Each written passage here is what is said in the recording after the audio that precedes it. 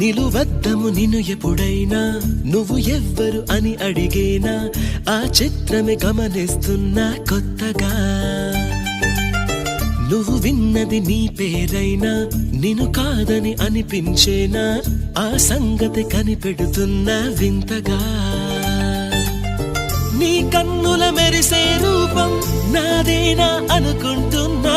నీ తేనెల పెదవులు పలికే తీయదనం నా పేరేనా అది నువ్వే అని నువ్వే